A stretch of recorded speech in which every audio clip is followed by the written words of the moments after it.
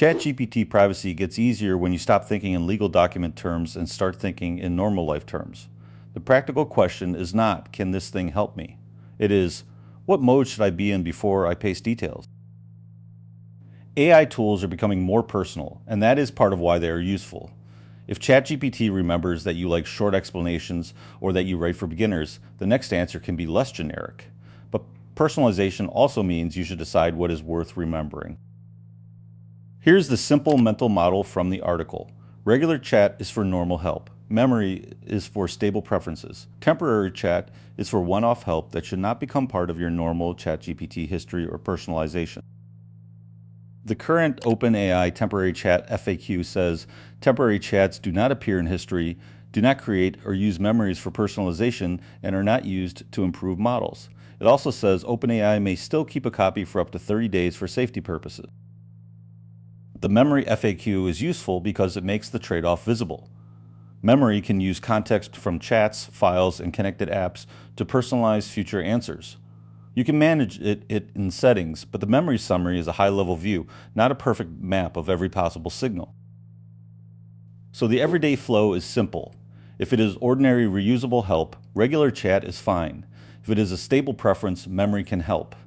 If it is sensitive, temporary, private, or not really yours to share, slow down before pasting. I would use regular chat for normal work, where the details are not especially sensitive. A parent can ask for a calmer school email. A student can ask for a study plan. A freelancer can outline a proposal. The trick is to remove names and private identifiers first. Good memory is boring in the best way. Remember that I prefer short summaries first. Remember that I am a beginner with spreadsheets. Remember that I write for non-technical readers. That kind of context saves time without turning ChatGPT into a private diary. Turning memory off is the middle ground.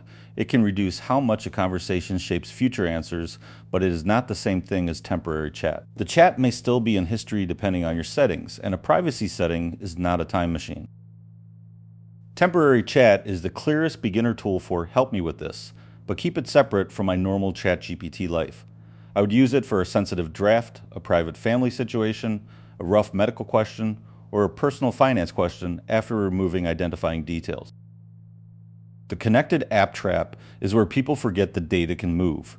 If a GPT action sends information to another service, that service has its own policy. If ChatGPT is connected to Gmail, files, or an outside tool, the privacy question is no longer about one place. 4 normal examples make this real. A parent can anonymize a teacher email. A student can let memory remember their learning level. A freelancer can describe the client without naming the client. A business owner can store brand voice but slow down around payroll, tax, legal, health, or customer issues. My favorite habit is to start with the least personal prompt that can still get a useful answer. Do not begin by pasting the whole email thread. Begin with the job, the audience, the tone, and the boundary. Add only the context that actually improves the answer. Every so often, check the boring settings. Ask what ChatGPT remembers. Review the memory summary if your account has it.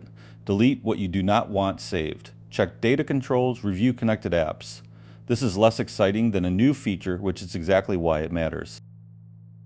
The beginner rule is this.